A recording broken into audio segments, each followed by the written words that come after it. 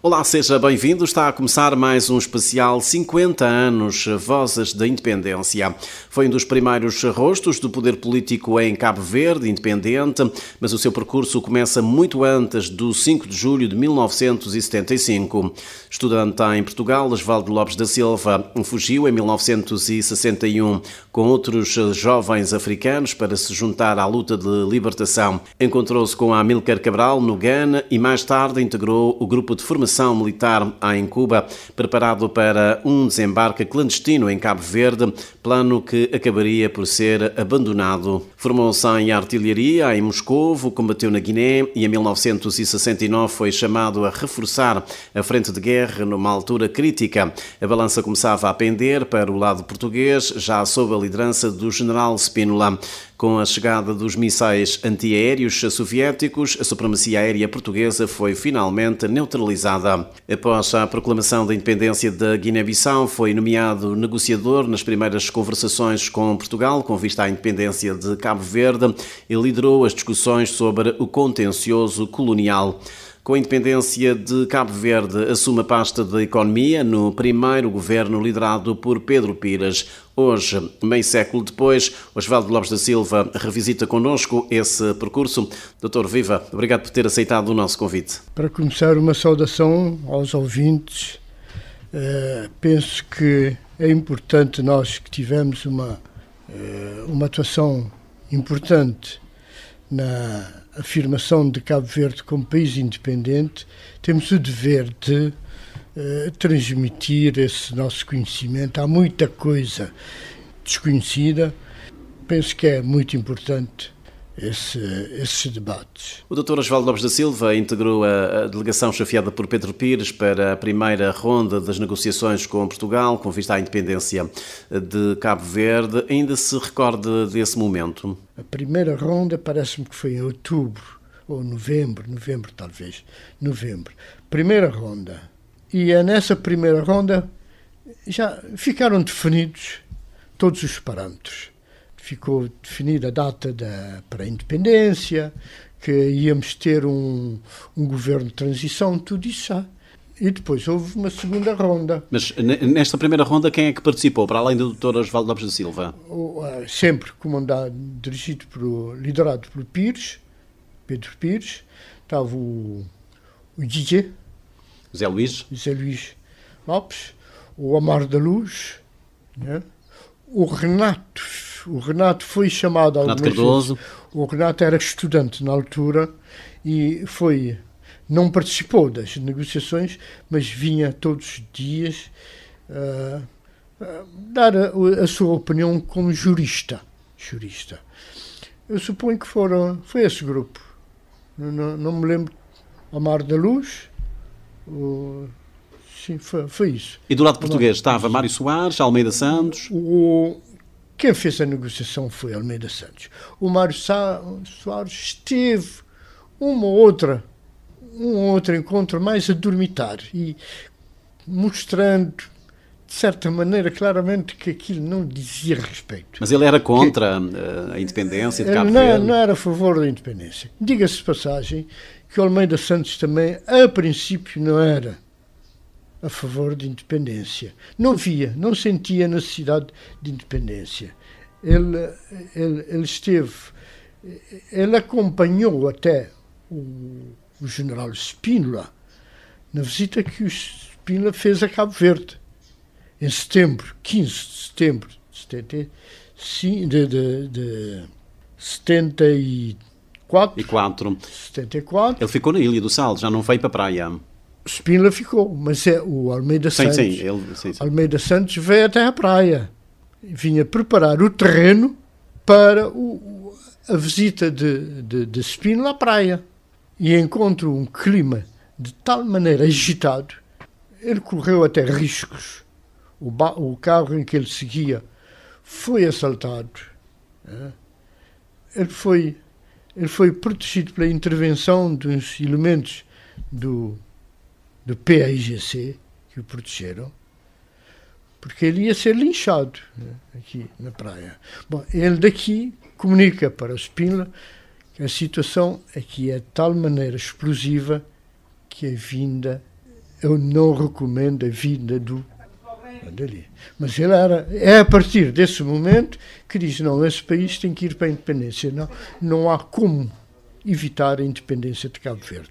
Mas disse-me que nessa ronda negocial em que participou fica praticamente tudo definido. Estava definido. Mas eu não segui, não continuei, não fui à segunda ronda, a definitiva.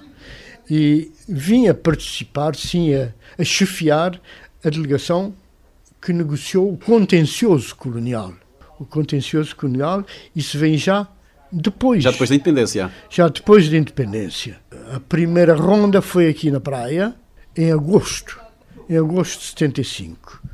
E houve mais 2 rondas em Lisboa e a última foi já em 76. Aqui, que já foi só uma ronda para a assinatura dos documentos. Foi aqui na praia. Mas que matérias é que faziam parte desse contencioso colonial? Contencioso colonial. Várias questões de ordem técnica. A transferência do Banco Nacional Ultramarino. Sim. Banco Nacional Ultramarino. Que o Banco Nacional Ultramarino era a instituição emissora do escudo de Cabo Verde. Era um banco emissor.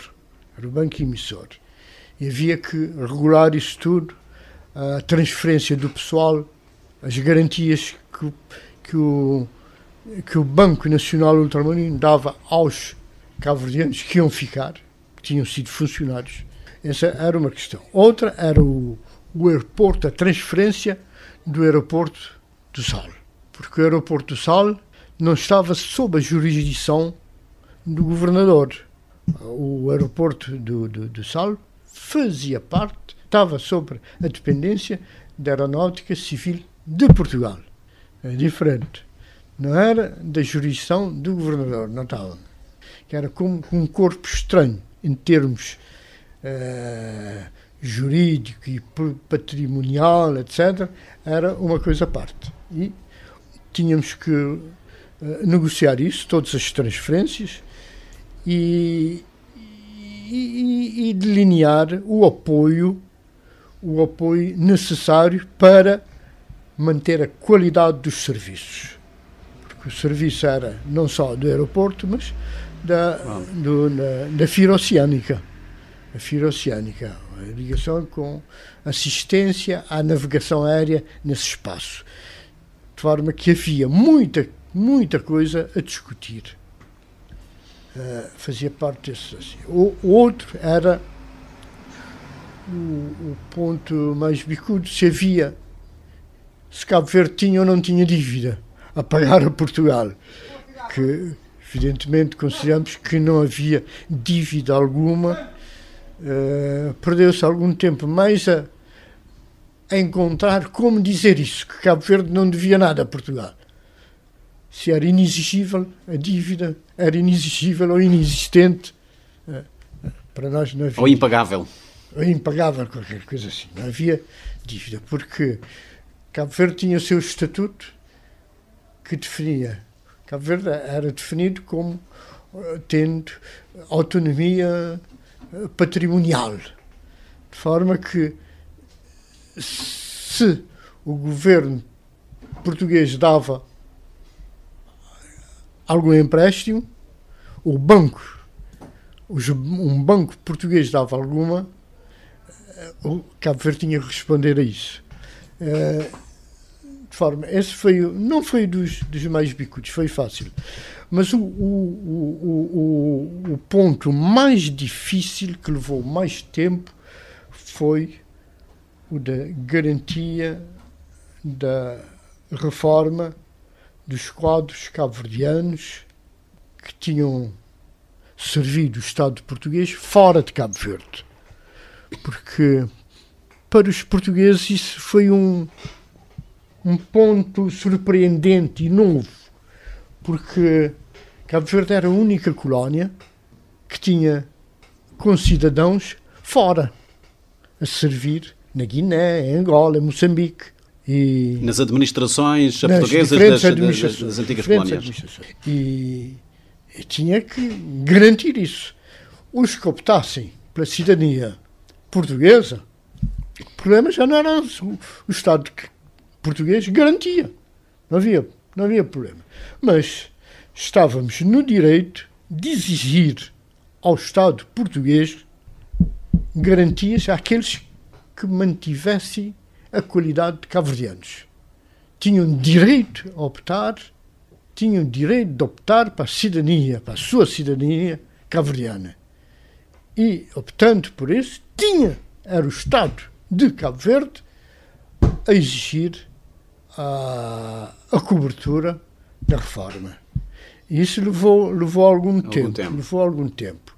Porque, para os reformados em Cabo Verde, o tratamento foi mais ou menos o que se deu às outras colónias, com alguma diferença.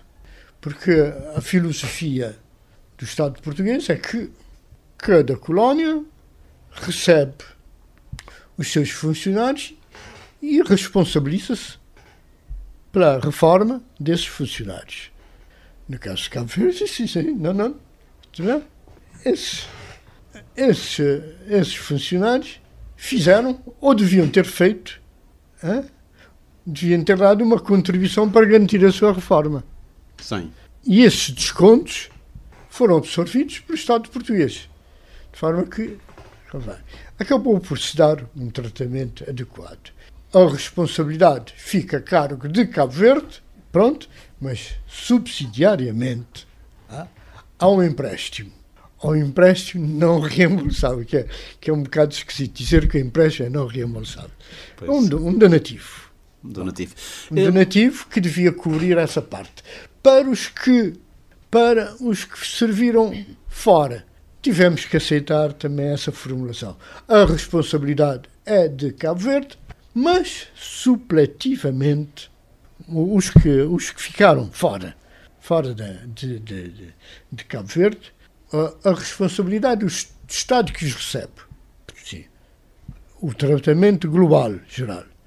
Mas para o caso de Cabo Verde, que a diferença está ali, supletivamente o governo português assume a responsabilidade dos cabo-verdianos que serviram nas outras colónias com uma condição de estarem radicados em Portugal, que nós dissemos em Portugal, ou em Cabo Verde. E levou um certo tempo, mas acabou-se por aceitar que os cabo-verdianos os que mantiveram, que adotaram a cidadania de Cabo Verde, têm direito à reforma paga pelo governo português à condição de estarem radicados ou em Portugal ou em Cabo Verde. Muito bem, e portanto fechou-se depois esse dossiê do contencioso e houve mais outras colonial. Questões e devo dizer que decorreu num bom ambiente. Havia alguns elementos contrários, mesmo dentro da legação portuguesa, mas o contexto global foi de muita simpatia por Cabo Verde. Do lado de Portugal nunca houve, por exemplo, essa posição. Bom, vocês agora são independentes, desenrasquem-se.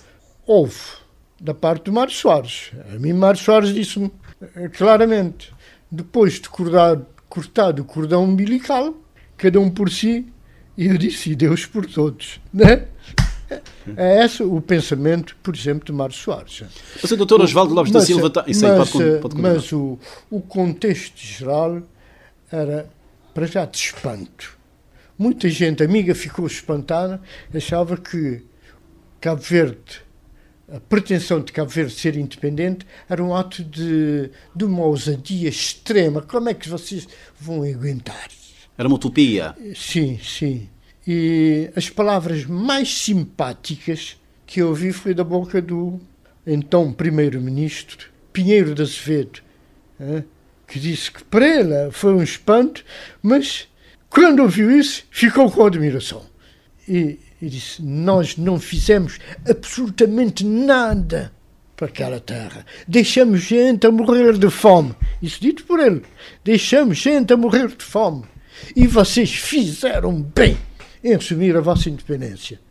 E nós, como portugueses, temos o dever temos o dever de vos ajudar. Isso, palavras do Pinheiro de Azevedo. Mas o doutor Osvaldo Lopes da Silva tinha muita experiência, para já desde a luta, depois nessa fase das negociações. Por que é que não integrou o governo de transição? Não. Entendeu-se. Foi o secretário-geral, o presidente Aristides Pereira, que disse: tu vais ficar ao lado do Alto Comissário para o apoiar. Almeida Dessa. O contra-almirante Almeida Dessa. Para o apoiar. Não vais intervir nos assuntos do governo. Não vais intervir. Mas Cabo Verde tinha 3 ministros. Mas vais estar atento. Se surgir algum atrito maior, procuras deitar água à fervura. Porque estávamos interessados que o governo de transição funcionasse bem. Alertas da direção. De certa maneira, era o elemento de ligação entre a direção do partido e o governo de transição. E vais assumir tudo quanto diga respeito ao pós-independência. E foi essa a minha função. Eu não recebia instruções do Alto Comissário, mas informava-o de tudo quanto eu fazia. Informava-o. Tínhamos um relacionamento muito bom. Sempre que houvesse uma delegação qualquer, era eu que recebia. Passava para mim. Eu tinha uma sala. Então o senhor estava como uma espécie de primeiro-ministro sombra? Não primeiro-ministro. Era ministro de cooperação, digamos assim. Porque eu recebia as entidades que vinham anunciar o reconhecimento, que iam reconhecer o governo de Cabo Verde, depois da independência, e a ajuda. Era o anunciar das ajudas. Para mim, esse período foi muitíssimo bom, porque deu-me a conhecer o país, sentir o país, por números.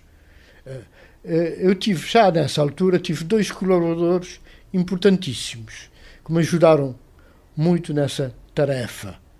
Foi o Manuel Delgado, já falecido e o Zé Maria Soares de Brito, também, que pertenciam à administração colonial, de forma que conheciam tudo. Eles é que me ajudavam a estabelecer as prioridades nos pedidos de ajuda que eu fazia. E enfim, os números que eles me davam e a ajuda prometida, enfim, dava para ver o grau de miséria em que Cabo Verde estava. A miséria. Os níveis de consumo em Cabo Verde eram níveis de miséria. Seja arroz, seja trigo, consumia-se era milho. Mas tudo o resto era nível de miséria. Digamos, próprio cimento. Hoje, Cabo Verde importa qualquer coisa como 100 mil toneladas de cimento por ano. Que será uma ativa construção civil em Cabo Verde. 100 mil toneladas. E na altura era dificilmente chegava a 1000 toneladas ano. Okay. Era isso.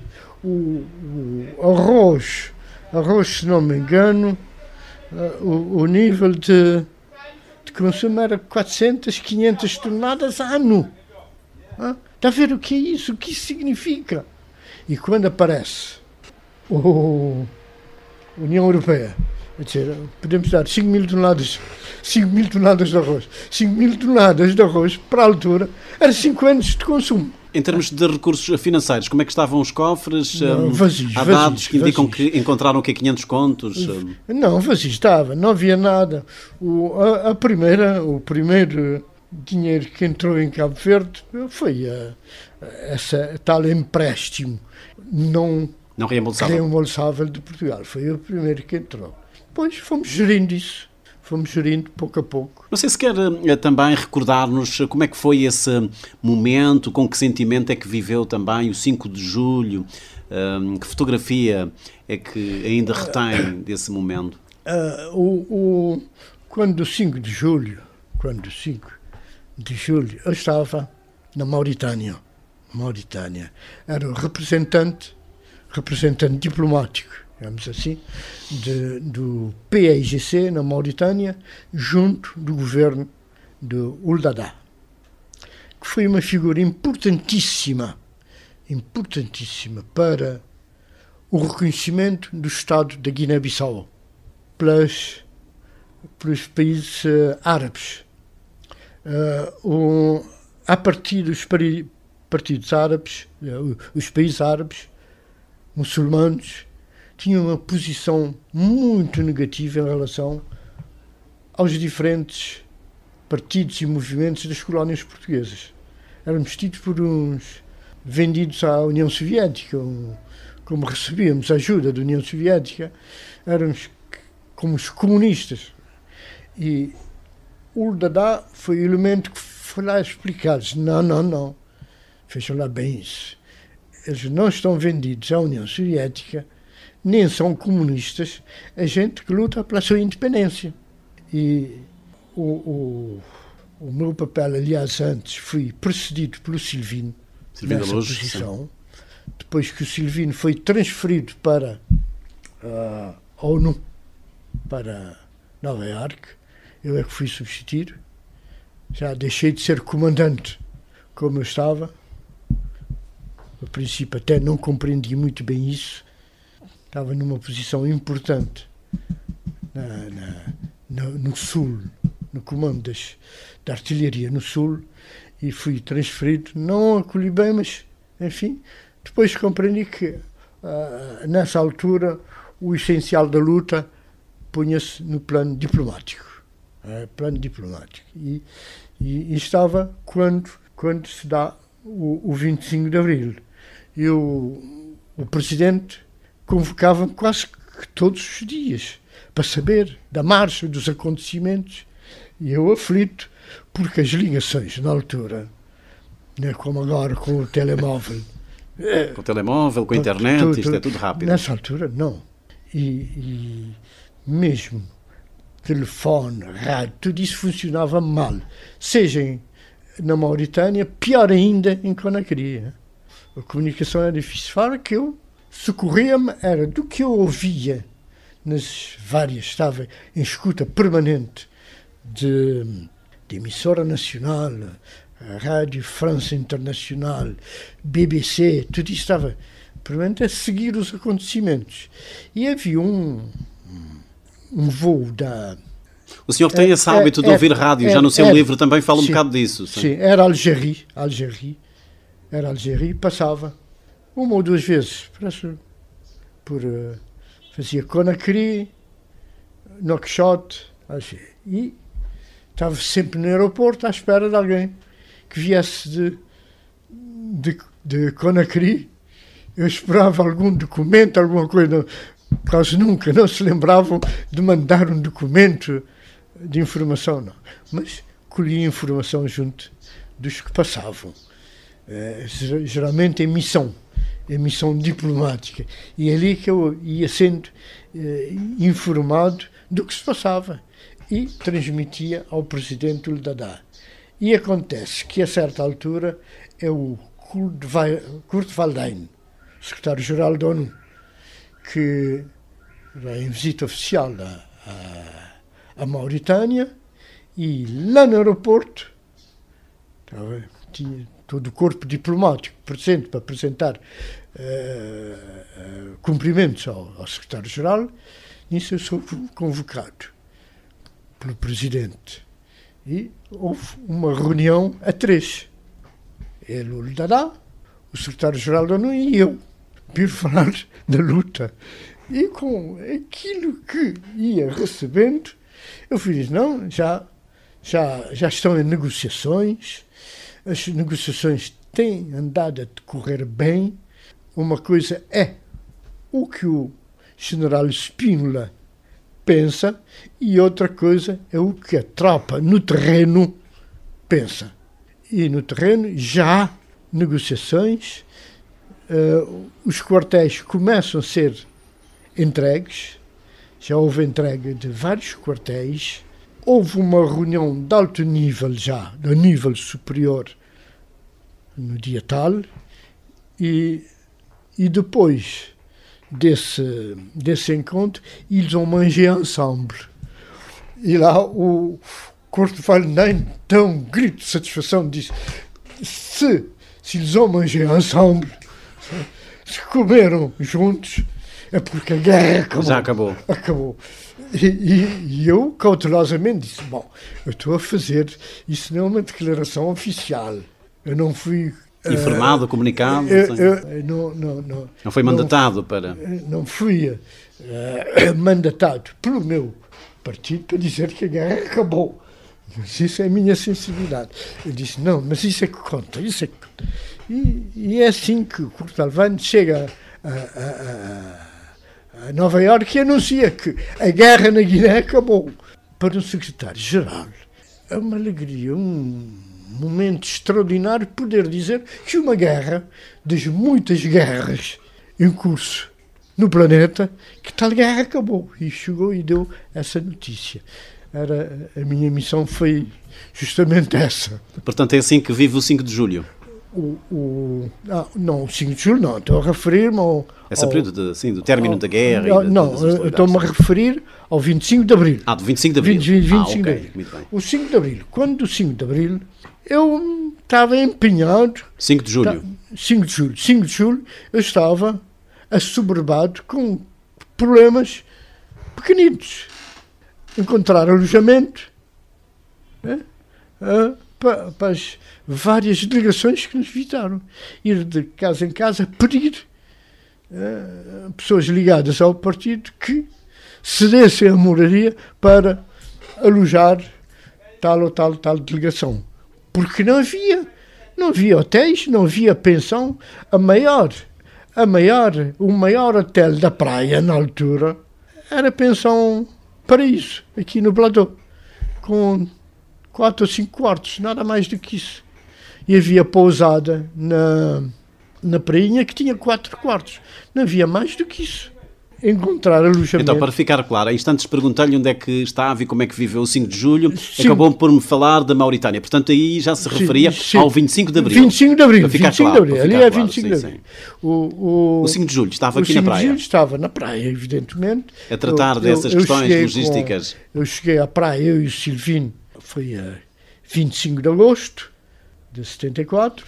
Nesse verão quente. Foi verão quente, fomos recebidos apoteoticamente. A começar no Sal, foi a escala reduzida, mas depois na praia foi uma explosão. E em São Vicente a mesma coisa. Nós encontramos que o partido não estava organizado. O partido, os maiores militantes do partido tinham acabado de sair de Tarrafal.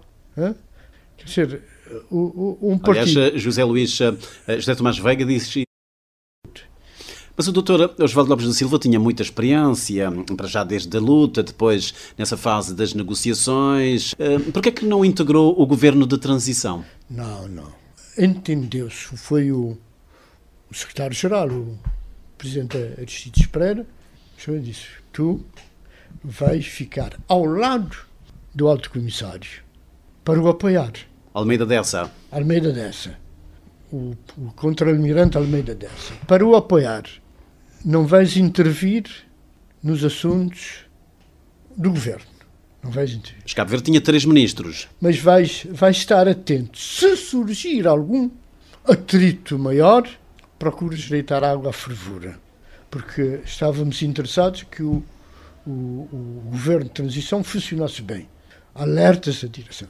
De certa maneira, era o elemento de ligação entre a direção do partido e o governo de transição. E vais assumir tudo quanto diga respeito ao pós-independência. E foi essa a minha função Eu não recebia instruções do Alto Comissário, mas informava-o de tudo quanto eu fazia. Informava-o. Tínhamos um relacionamento muito bom. Sempre que houvesse uma delegação qualquer, era eu que recebia. Passava para mim. Eu tinha uma sala. Então o senhor estava como uma espécie de primeiro-ministro sombra? Não primeiro-ministro. Era ministro de cooperação, digamos assim. Porque eu recebia as entidades que vinham anunciar o reconhecimento, que iam reconhecer o governo de Cabo Verde, depois da independência, e a ajuda. Era o anunciar das ajudas. Para mim, esse período foi muitíssimo bom, porque deu-me a conhecer o país, sentir o país, por números. Eu tive, já nessa altura, tive 2 colaboradores importantíssimos, que me ajudaram muito nessa tarefa. Foi o Manuel Delgado, já falecido e o Zé Maria Soares de Brito, também, que pertenciam à administração colonial, de forma que conheciam tudo. Eles é que me ajudavam a estabelecer as prioridades nos pedidos de ajuda que eu fazia.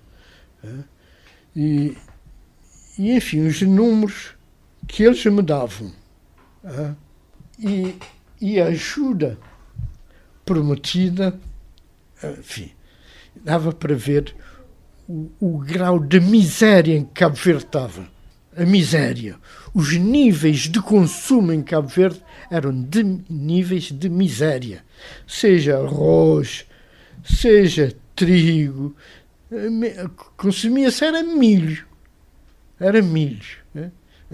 Mas tudo o resto era nível de miséria. Digamos, próprio cimento. Hoje, Cabo Verde importa qualquer coisa como 100 mil toneladas de cimento por ano. Que será uma ativa construção civil em Cabo Verde. 100 mil toneladas. E na altura era dificilmente chegava a 1000 toneladas ano. Okay. Era isso. O arroz, se não me engano, o nível de consumo era 400, 500 toneladas ano. Está a ver o que é isso? O que isso significa? E quando aparece a União Europeia, a dizer, podemos dar 5 mil toneladas de arroz. 5 mil toneladas de arroz, para a altura, era 5 anos de consumo. Em termos de recursos financeiros, como é que estavam os cofres? Vazios. Há dados que indicam que encontraram o que 500 contos? Não, vazio estava, não havia nada. O primeiro dinheiro que entrou em Cabo Verde foi essa tal empréstimo não reembolsável de Portugal. Foi o primeiro que entrou. Depois fomos gerindo isso. Fomos gerindo pouco a pouco. Não sei se quer também recordar-nos como é que foi esse momento, com que sentimento é que viveu também o 5 de julho, que fotografia é que ainda retém desse momento? Quando o 5 de julho eu estava assoberbado com problemas pequeninos. Encontrar alojamento para as várias delegações que nos visitaram. Ir de casa em casa pedir pessoas ligadas ao partido que cedessem a moradia para alojar tal ou tal delegação. Porque não havia hotéis, não havia pensão. O maior hotel da praia, na altura, era pensão Paraíso, aqui no Platô, com 4 ou 5 quartos, nada mais do que isso. E havia pousada na prainha que tinha 4 quartos. Não havia mais do que isso. Garantir que, enfim, já o alojamento não era só alojamento, mas a comida, organizar, mobilizar, que havia muita. A euforia na altura era grande, toda a gente queria ajudar, toda a gente estava disposta a pôr a casa à disposição, tudo isso.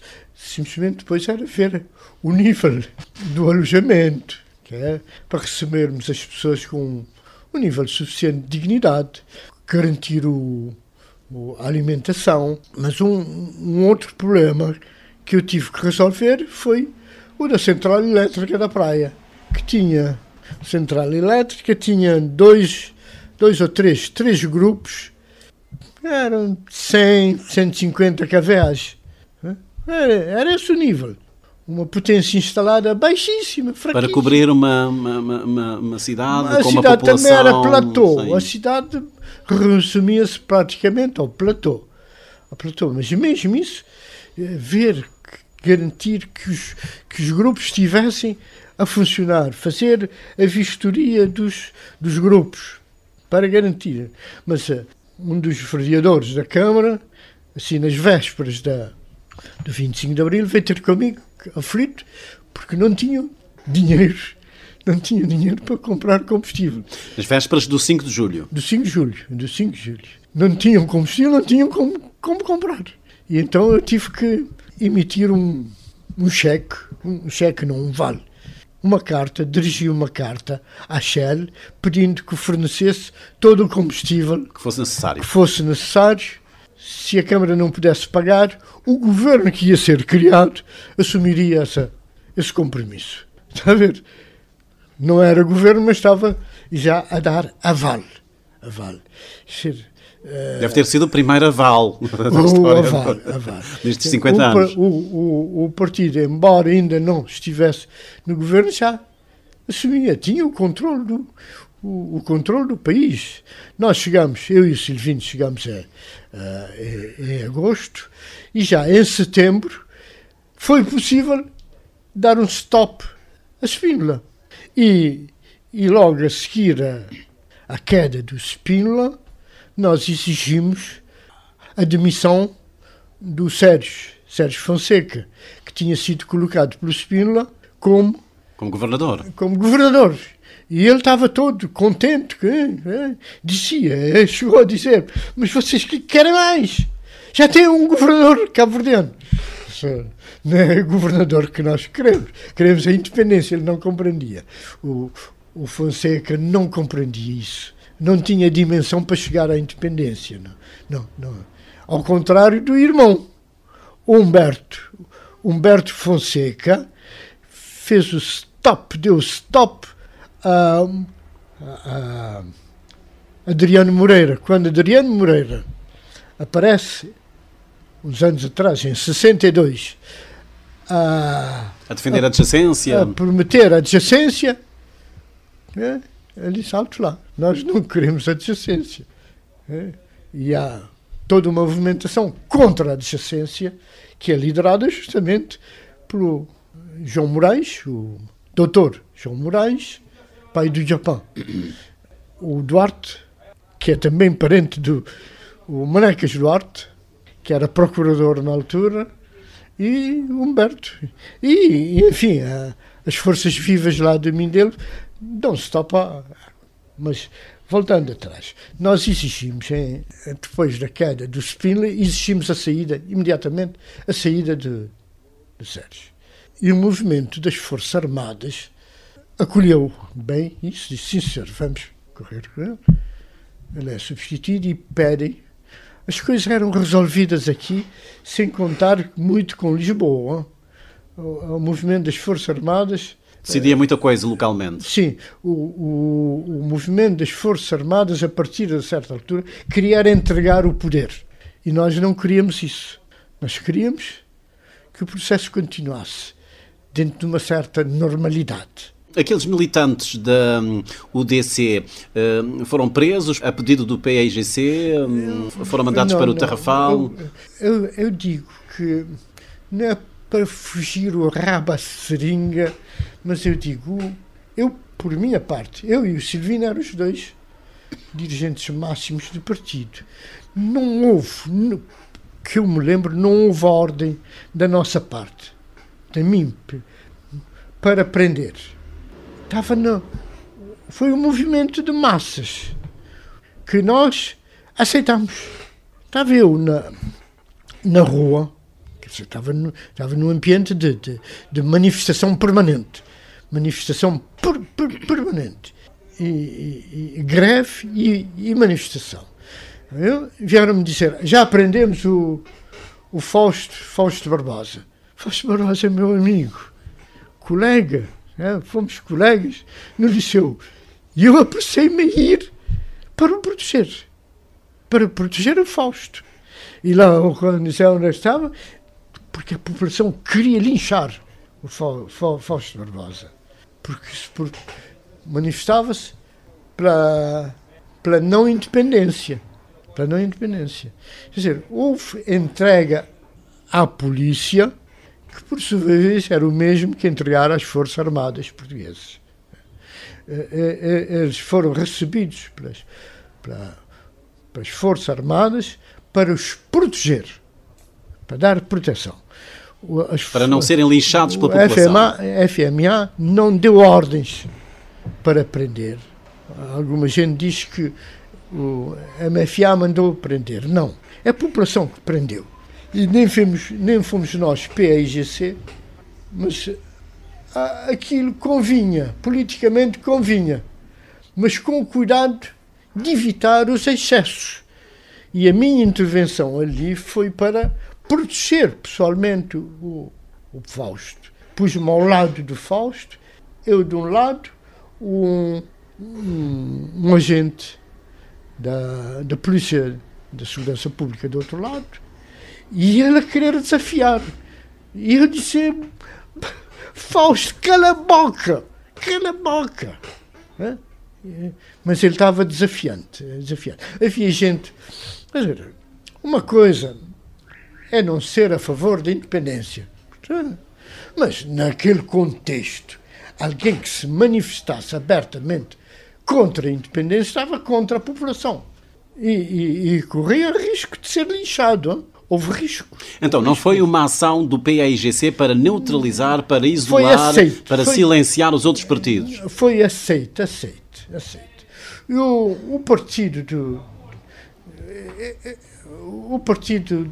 do PIC, José Leitão da Graça. O Leitão da Graça teria criado problemas graves ao partido se ele se agarrasse ao ponto importante dele, que era contra a unidade de Guiné-Cabo Verde.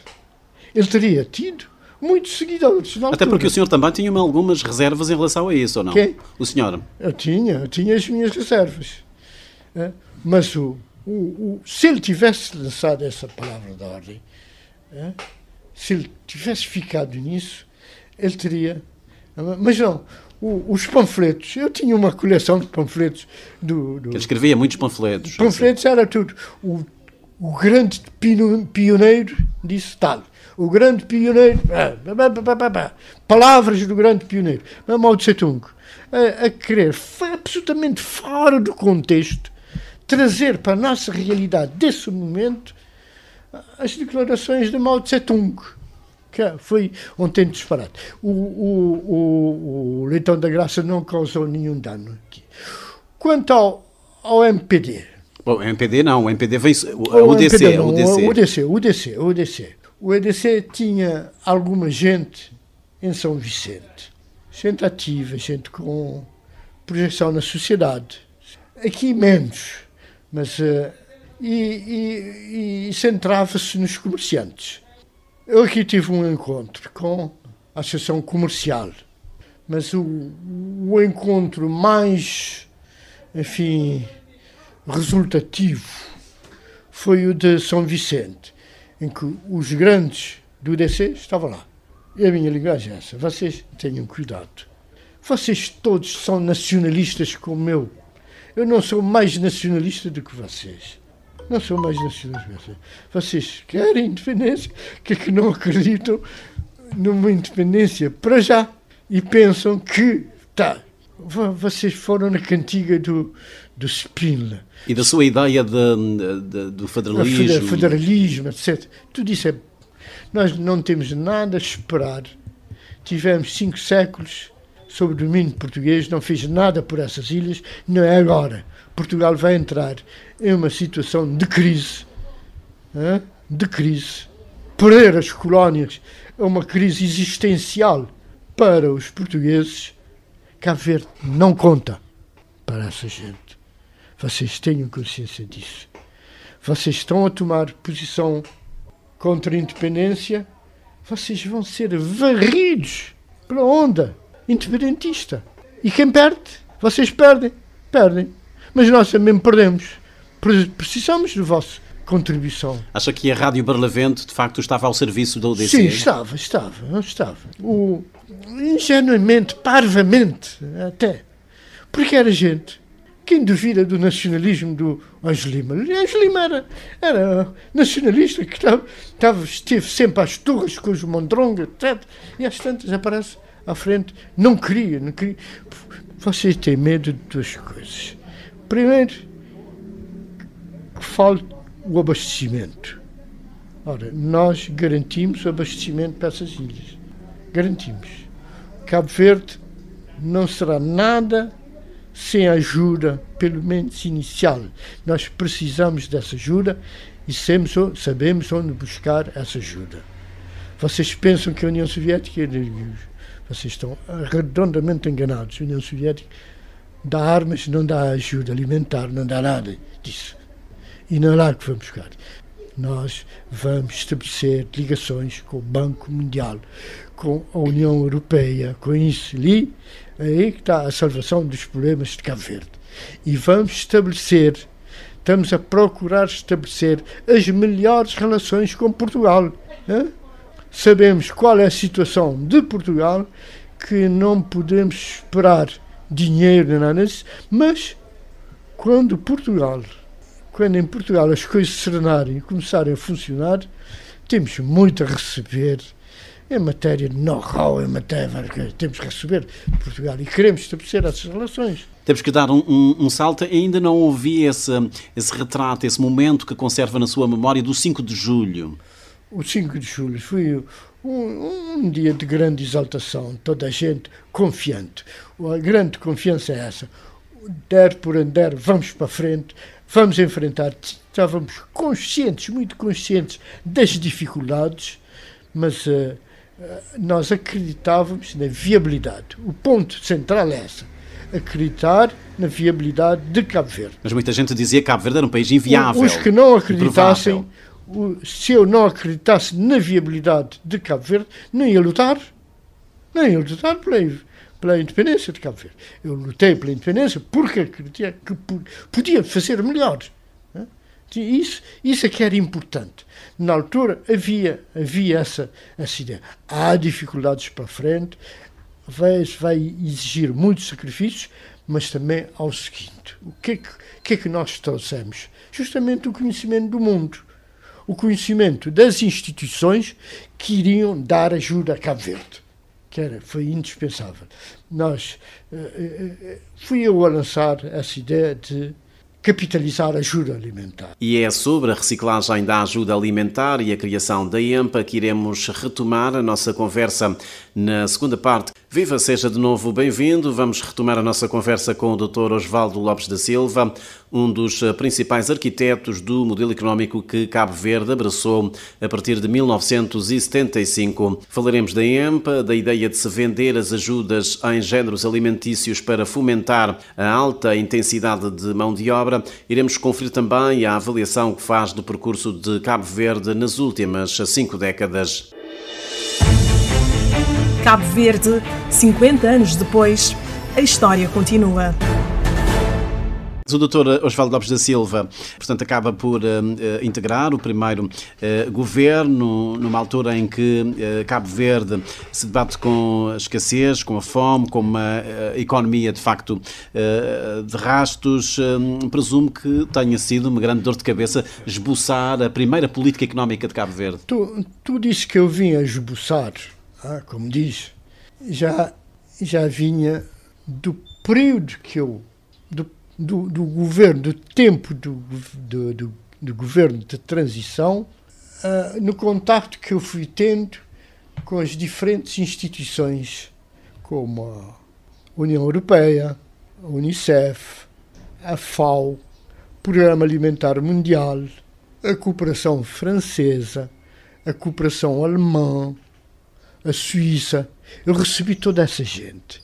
E toda essa gente estava disposta a dar ajuda aos coitadinhos. Eu dizia, olha, e lá, mesmo com eles, claramente eu defini, olha, com isso de receber ajuda e distribuir aos coitadinhos, nós vamos transformar esse povo lutador em um povo de mendigos. E nós não queremos isso. Queremos ajuda, mas com dignidade. Queremos ajuda, vamos transformar essa ajuda em salários. Queremos pôr toda a gente a trabalhar. Essa política foi definida durante o período de transição. Eu é que defini essa política, junto daqueles que vinham ajudar. Mais ou menos aceitaram isso, a ideia era boa. Mas a ideia era não distribuir os alimentos, vendê-los e depois a receita ia para um Fundo Nacional de Desenvolvimento. A maior dificuldade veio do Programa Alimentar Mundial. Eles tinham reservas. O Programa Alimentar Mundial, que tinha a sua experiência de como distribuir as ajudas. Caniquinha de arroz, caniquinhas de risco. Disse, não. Isso, não. E Food for Work. Fui contra Food for Work. Pôr a gente a trabalhar, fazer alguma coisa. Depois para pagar com géneros. Pagar em géneros. Não.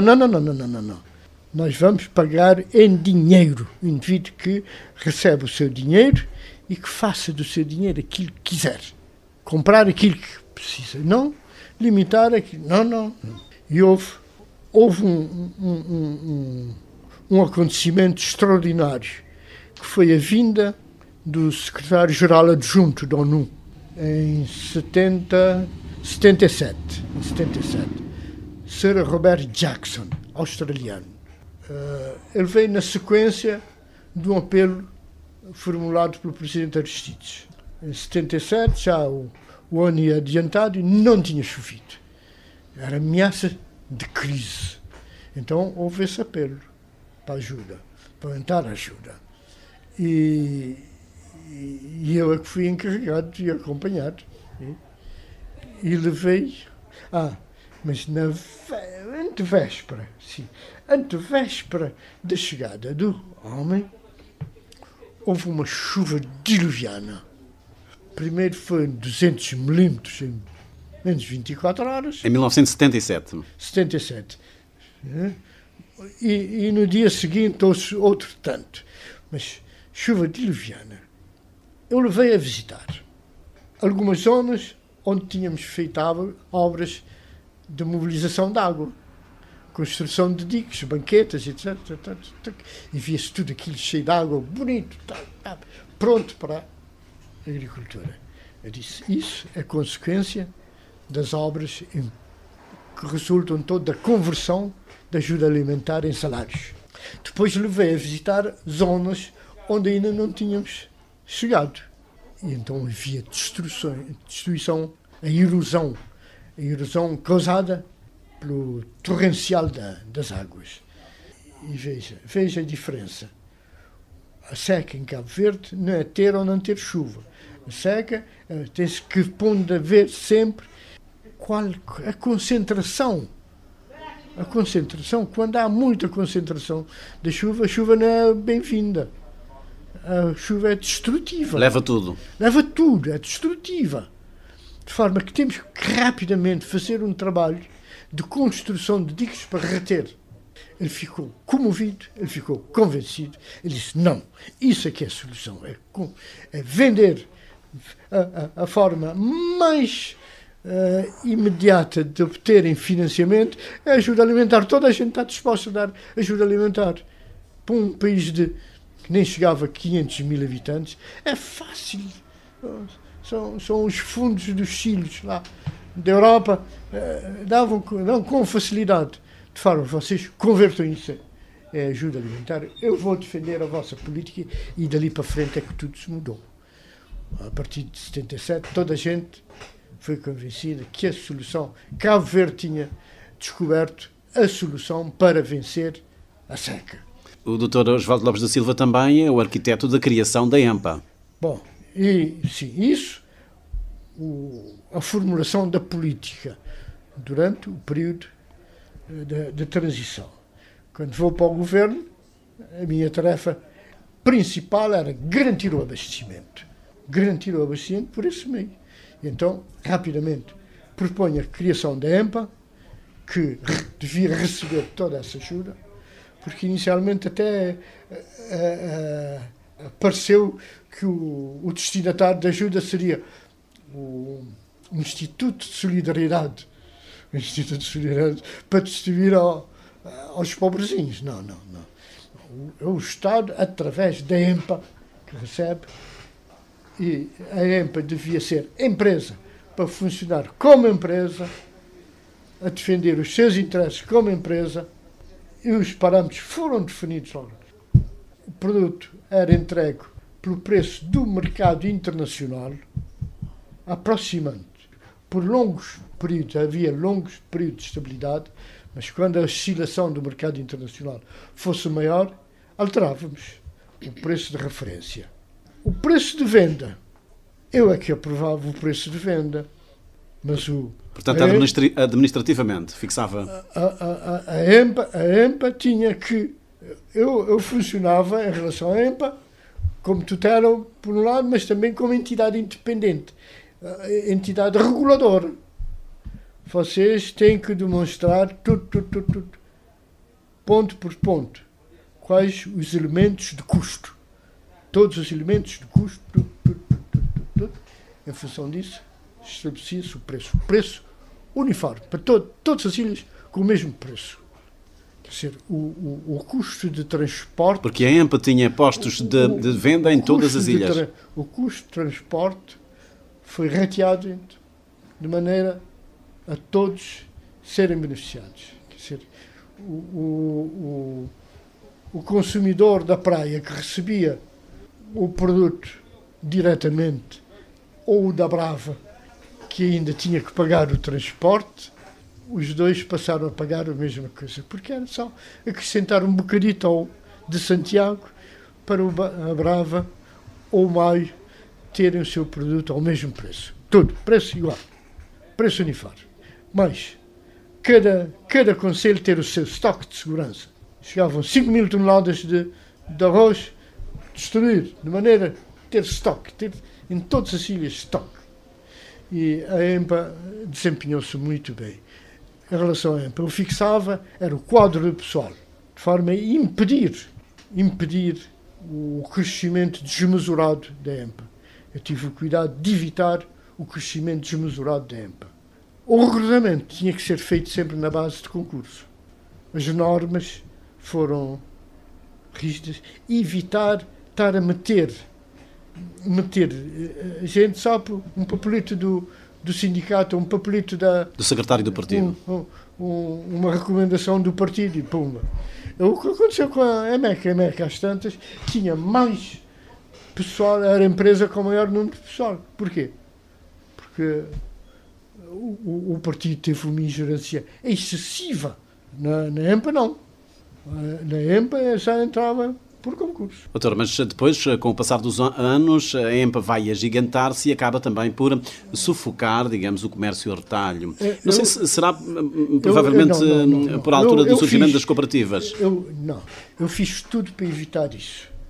Havia tendência para o crescimento. Não, vocês estão... Esse produto. O resto é para o sector privado. Para o mercado retalhista, a EMPA era uma bênção. O mercado retalhista não tinha mobilização financeira, porque uma vez por semana ia à EMPA, digamos, no Fogo, ou seja, em qualquer ilha, recebia aquilo que ia vender durante a semana.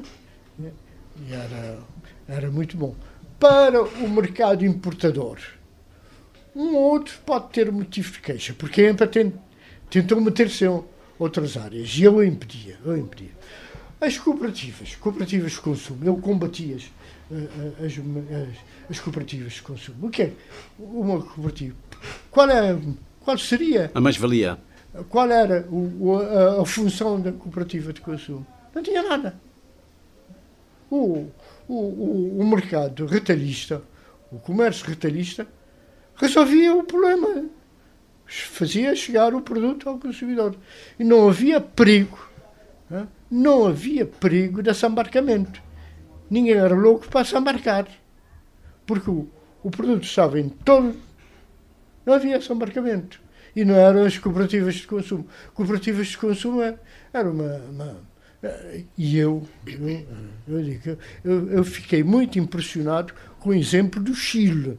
O Chile, o que deitou abaixo o regime do Allende foi o extremismo, certo extremismo, baseado nas tais tiendas de arroz, que eram cooperativas de consumo que tentavam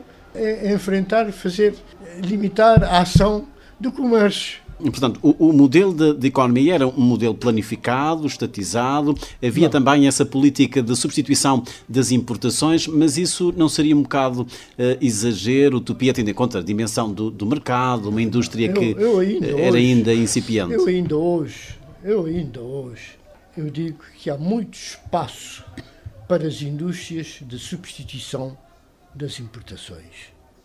Há muito espaço. Em que áreas? Há muito espaço. Eu digo, é preciso ver.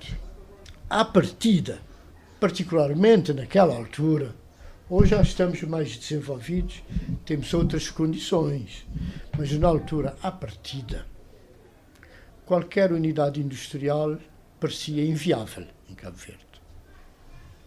Porque o mercado é restrito, porque todos os fatores de produção, sim.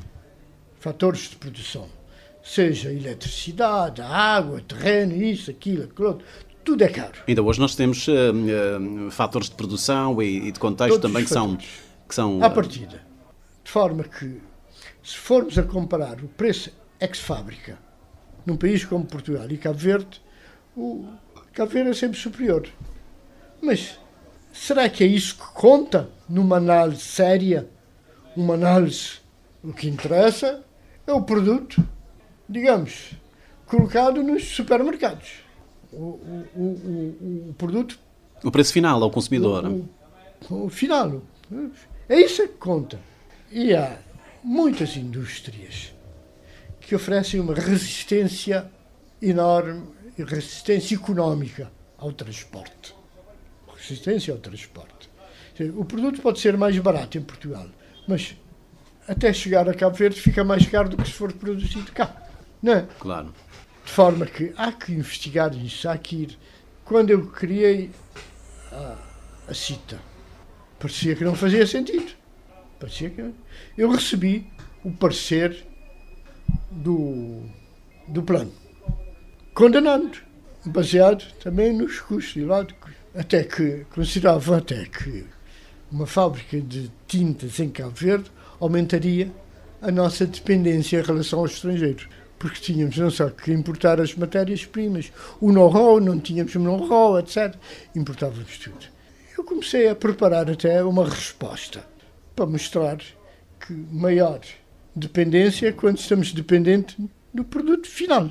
Estar dependente da matéria-prima é uma coisa, mas pior ainda quando estamos dependentes do mercado final, do produto final, que é mais caro. Mas depois eu resolvi, eu disse, não merecem isso. Eu dei o despacho, visto, arquivar. E avancei para a frente com a fábrica de tintas, a CITA, com um capital de 35 mil contos. 35 mil contos, na altura. Hoje, a CITA tem um capital estatutário de 1.200.000 contos. Veja que... Ainda o senhor se lembra de todas as empresas que nasceram quando era ministro? Uma parte. As confecções Morabeza, Confecções Socal, Morabeza calçados. é outra história. A Confecções Morabeza. Como é que eu concebi Confecções Morabeza? Confecções Morabeza acabou por ser uma empresa que tinha uma direção grande para o mercado, para o pequeníssimo mercado interno. Mas era uma insignificância para o mercado externo a conquistar. E surgiu num ambiente hostil. A Primeira República era hostil às indústrias. Havia uma hostilidade às indústrias. Mas a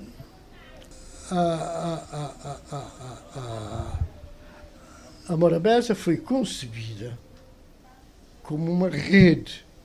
Seria a Morabeza, baseada em São Vicente, iria fazer a sua primeira experiência de produção, mas também de entrada no mercado internacional. Custou bastante, mas no momento, diga-se de passagem que a transferência de know-how foi exemplar, foi espetacular. A transferência de know-how para a Morabeza. A Morabeza produzia produtos de qualidade. E até que atingiu o mercado de Canadá. Se esse contrato tivesse ido para a frente, a Morabeza dava logo um salto. E é nessa altura que surge uma greve a exigir aumento do vencimento, que a Morabeza, na altura, não estava em condições de seguir esse aumento. Insistimos com o sindicato, vocês parem com isso, estão a comprometer o futuro da empresa. Porque se a Morabeza perde esse contrato, perde tudo. Já tinha contraído empréstimo, adquirido todos os equipamentos, todo o material, tudo aquilo. Toda a maquinaria. E, às tantas, pumba! A minha ideia seria pôr a funcionar. Se a Morabeza tivesse ultrapassado, a segunda unidade a ser criada seria talvez um Porto Novo. Quer dizer, a Morabeza estava dimensionada para absorver mão de obra feminina em diferentes ilhas, em diferentes cidades. Seria uma em São Vicente, seria a Casa-Mãe, outra seria no Sal, talvez para sempre virado para fora, para exportar. Nós tínhamos mais condições. A Morabeza oferecia mais condições e produto de melhor garantia de qualidade do que as empresas de Bangladesh. O grande fornecedor do mercado de Canadá era Bangladesh e nós estávamos em melhores condições. Nós podíamos tomar o mercado de Bangladesh, mas isso não podia ser só com a Morabeza São Vicente. Rapidamente podíamos ter criado uma segunda Morabeza no Sal, podíamos ter criado uma Morabeza no Porto Novo. Portanto, uma rede de várias sucursais. Sim. Muito bem, deixa-me só... Mas deitaram a perder isso. José Tomás Veiga argumenta que a política económica do PAIGC-CV não foi ditada pelas necessidades reais do país, mas por uma ortodoxia ideológica importada que ignorava a dimensão, os recursos e a complexidade de Cabo Verde. Quer comentar? Bom, eu digo, eu opus-me quanto pude ao decreto que definia a economia de Cabo Verde como uma economia do plano. Na mesma altura que nós entramos para o Banco Mundial, para a família do Banco Mundial, declarando que nós éramos uma economia de mercado, foi um absurdo sair um decreto que dizia nós somos uma economia planificada, que segue um plano imperativo baseado no centralismo democrático. O que é que o centralismo democrático ia fazer nesse contexto? Pergunto. Eu pessoalmente, em Conselho de Ministros... Era uma voz isolada nessa... Era uma voz isolada. Imperativo baseado no centralismo democrático. O que é isso? Um disparate. Disparate em toda a linha. Bom, eu discordei sempre do funcionamento da Secretaria de Estado do Plano, que, ao fim e ao cabo, o plano estava concentrado em gerir o subdesenvolvimento. Gerir o subdesenvolvimento. Quando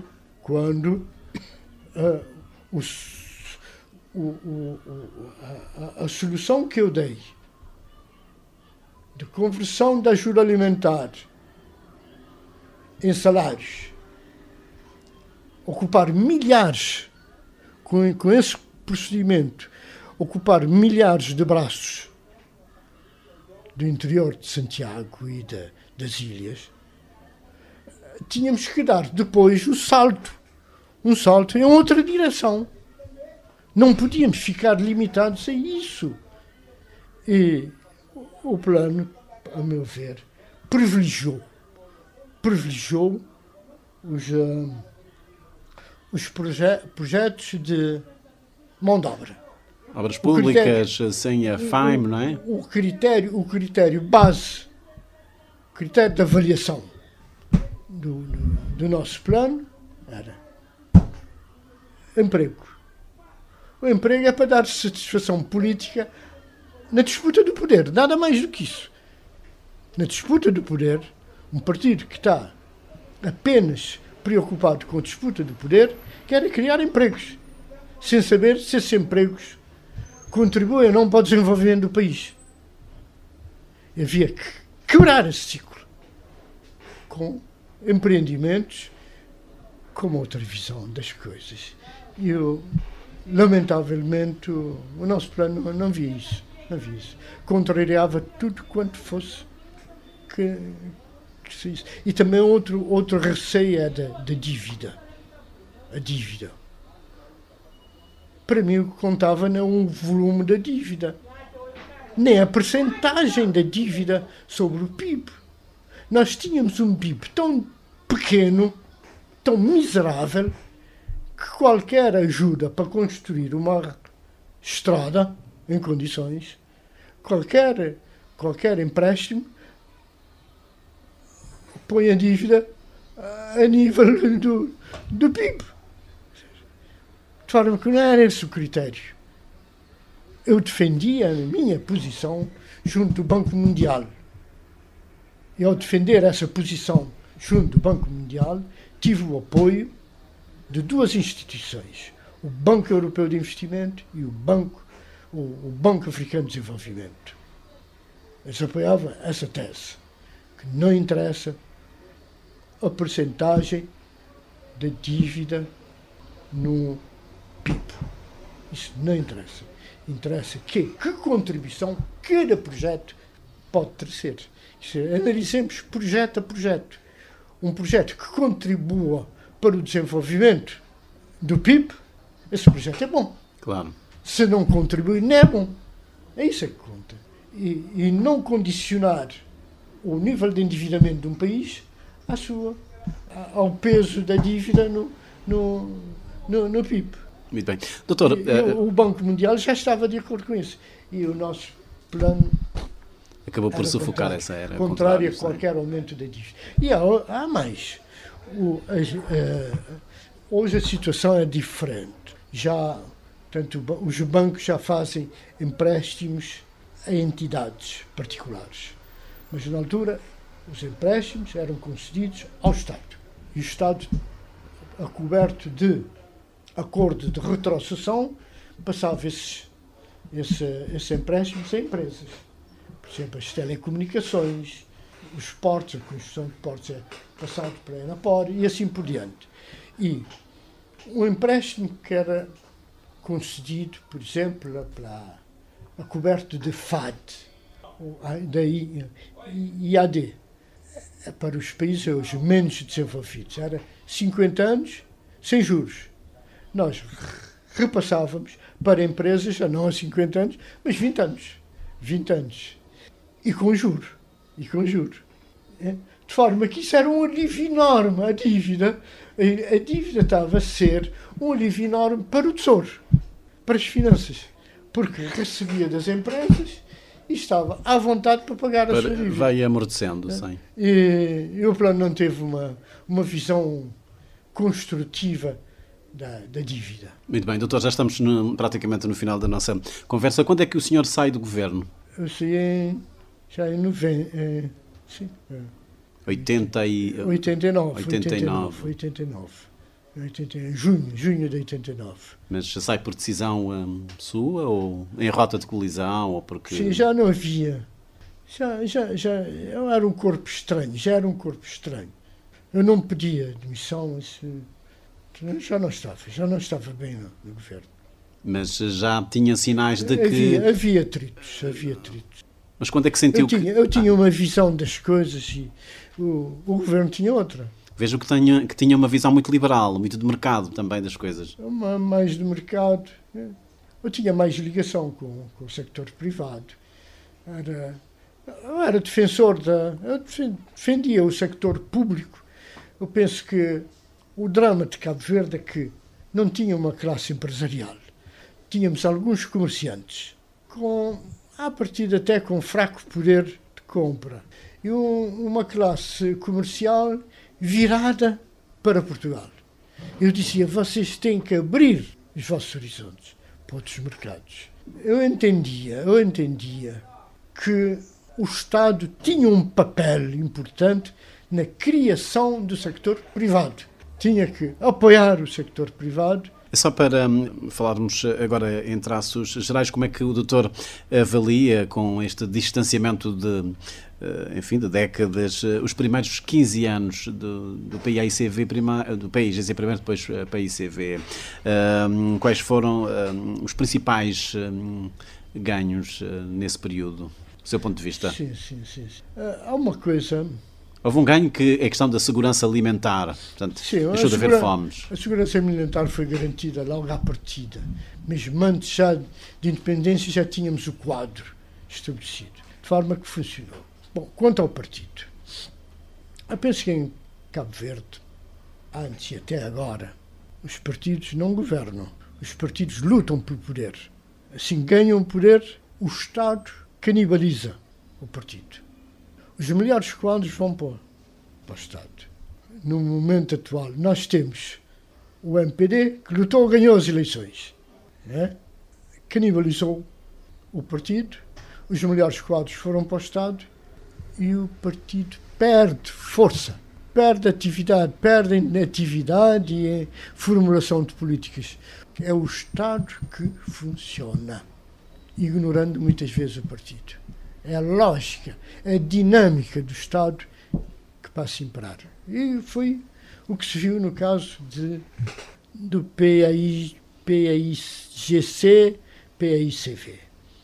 Os melhores quadros foram, portanto, para o Estado, ministros, secretários de Estado, embaixadores, isso, aquilo, diretores de empresas, etc.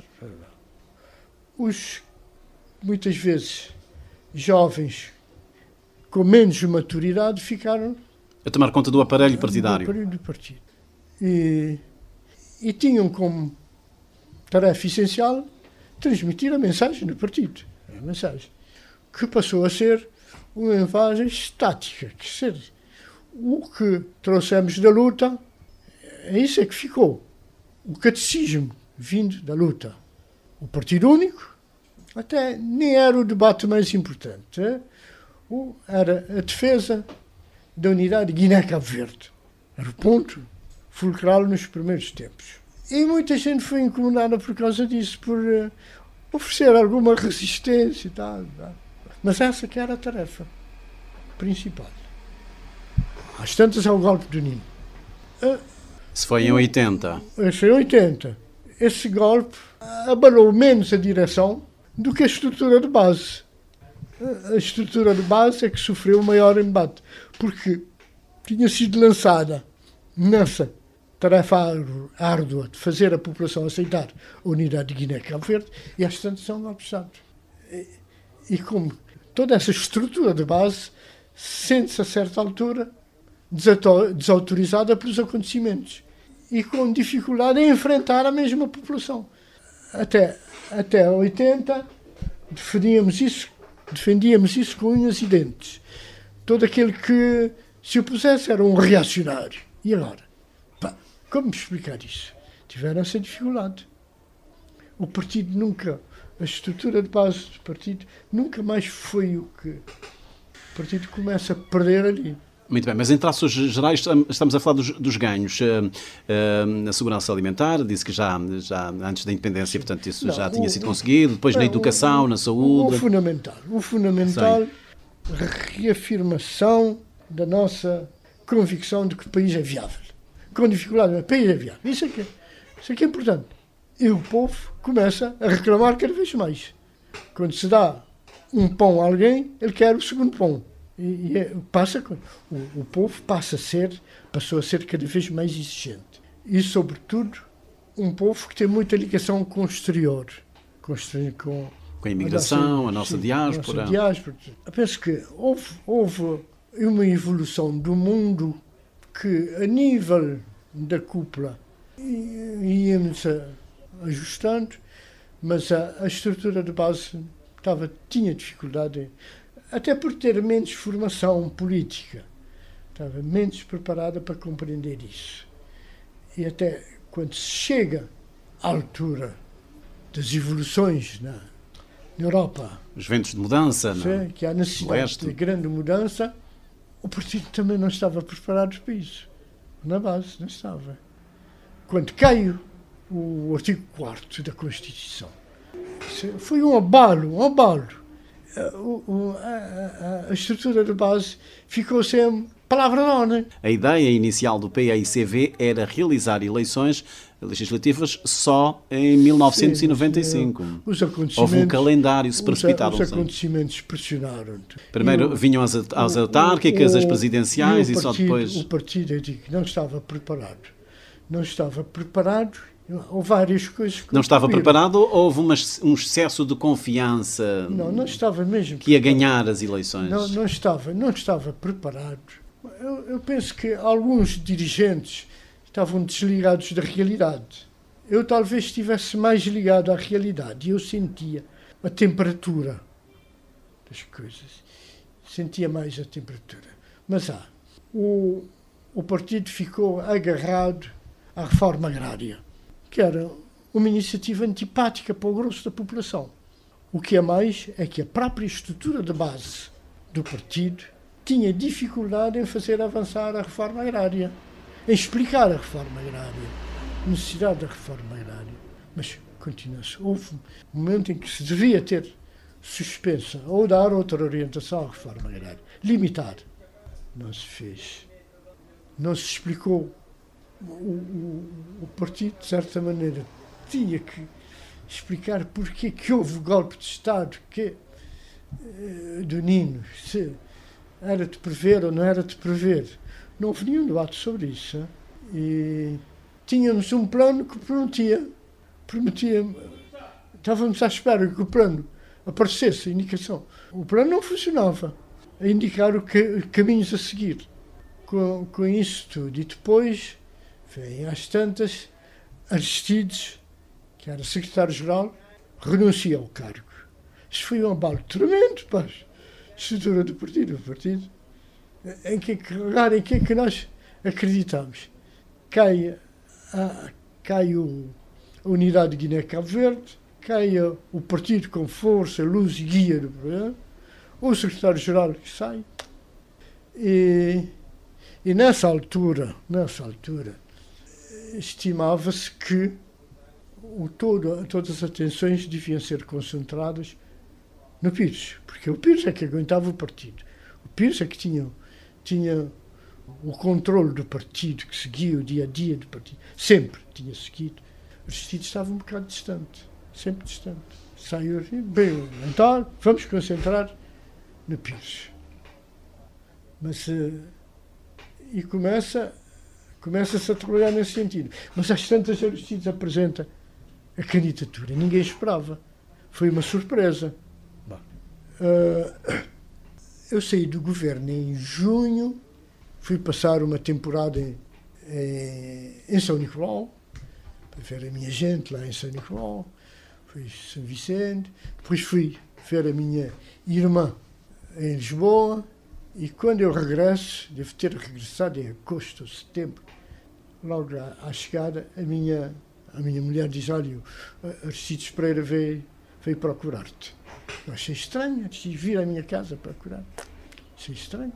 Fui lá, Fui logo ao Palácio ver o que é que ele queria. Aristides convidava-me para ser o diretor de campanha. Diretor de campanha. Disse, olha, agradeço muito a atenção, mas um diretor de campanha tem que ser alguém com outro fulgor, outra crença no que está a fazer. E eu não sou. Desliguei-me de política e não sou essa pessoa para fazer isso, por um lado. Mas, por outro lado, a minha opinião é que Aristides Pereira não deve candidatar-se a presidente. Não deve. Por variadíssimas razões. Primeiro porque vai perder. Tem todas as condições. Isso é em setembro. Tem todas as condições para perder. Eu vou-me dizer porquê. Vai perder. Depois, no clima que existe no país, na polarização que já se nota, nessa altura o MPD já tinha surgido e começava a haver a mobilização, a contestação, com alguns exageros também. Disse, a figura de Aristides é importante como árbitro, para serenar os ânimos entre os dois partidos. Foi muito boa coisa ter saído do partido na altura própria, mas deve ficar fora do quadro de disputas. Fica como uma reserva moral. Pode estabelecer contactos com a nova gente e tal. O país precisa dessa figura, desse ancião, para meter um bocado de serenar um bocado as coisas. Bom, eu digo que vai perder. Vai perder porquê? Porque não vai contar com a estrutura do partido. Para a estrutura de base do partido, saiu. Largou o partido no melhor da luta. Saiu. Não contei. Eles estavam preparados para apoiar o Pires. Com razão ou sem razão, não sei, mas estavam preparados para isso. Não para preparar Aristides. Depois, ao seguinte, Aristides Pereira, a pessoa de Aristides Pereira não está talhada para fazer face a uma campanha eleitoral. Tem dificuldade em falar crioulo, tem dificuldade em pronunciar improvisos, homem muito elevado, faz os seus bons discursos, mas em português e de leitura. Mas assim, não sabe. Não tem condições para enfrentar. Eu disse isso claramente. Ele compreendeu, disse que tem todas as condições para perder essas eleições. Nessa altura, o Mascarenhas Monteiro já tinha sido recebido em São Vicente, apoteoticamente. Essa população quer mudança. Quer a mudança. Não sabem quem é Manuel Monteiro, mas ele representa a mudança. Aristides representa a continuidade. Não sei. Então não foi uma surpresa para si quando o partido perde as eleições em 91? Perder, para mim, não foi surpresa. Foi a escala. A dimensão da derrota ou da vitória. Isso, a dimensão. Isso aqui. Mas eu disse a Aristides, vai perder. E o país perde. Se o Aristides perde, é Cabo Verde que perde. O país precisa do Aristides como homem de consenso para chamar a atenção no seu gabinete, chamar este, chamar aquele, dar conselho. Isso aqui é. Muito bem. Vamos terminar com esta questão. Como é que, 50 anos depois, como é que o Dr. Osvaldo Lopes da Silva olha para Cabo Verde em termos dos desafios atuais do país, esse desemprego, bom, o desemprego agora desceu para 8%, essa dependência do turismo, hoje nós temos cada vez mais jovens que estão a abandonar o país, temos também o desafio de reduzir a pobreza. Quando olha 50 anos envolvidos, que Cabo Verde é que temos e já agora o que é que almeja também, o que é que deve ser feito nos próximos anos? Eu acho que no meio de todas as queixas que há, e com razões para isso, temos que convir que Isso é num quadro geral de progresso e de desenvolvimento. O país avançou. O país avançou. O país avançou.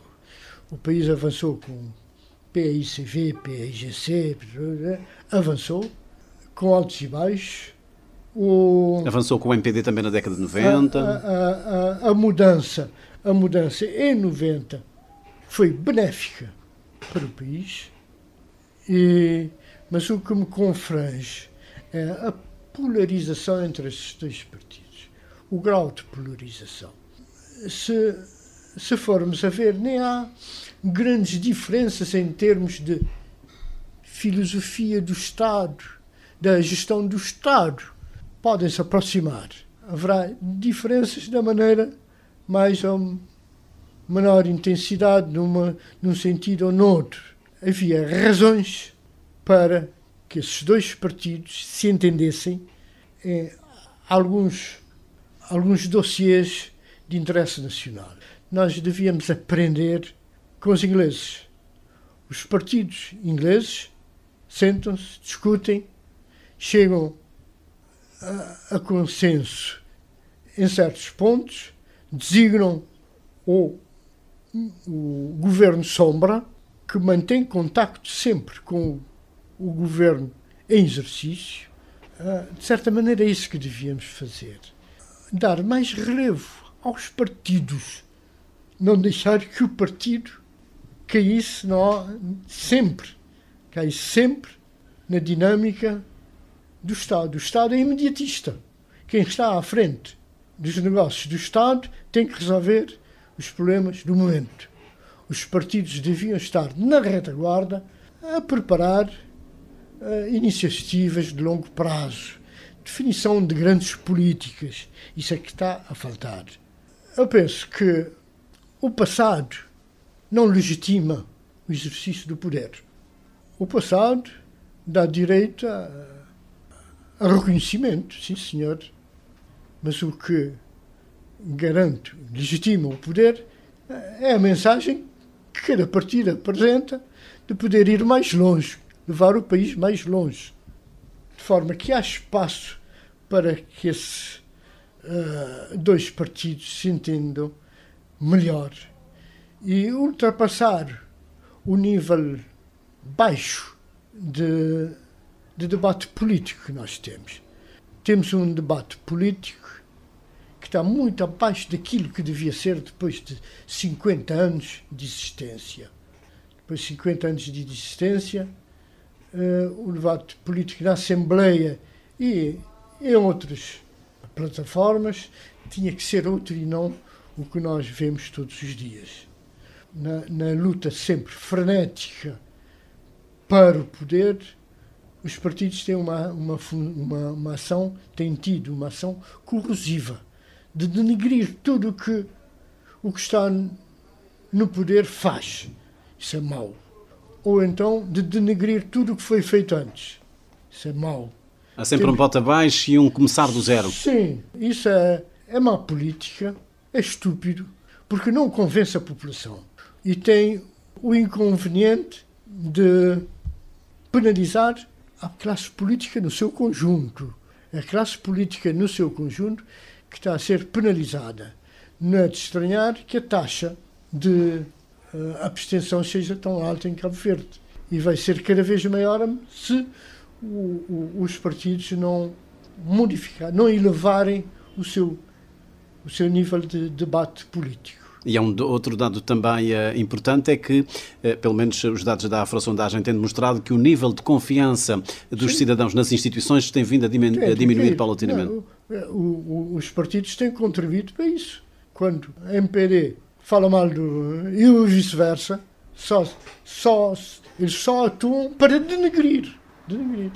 Não para dizer que, sim senhor, vocês fizeram isso e está muito bem feito. Não faz. Então, na próxima década... A luta do poder está centrada nisso.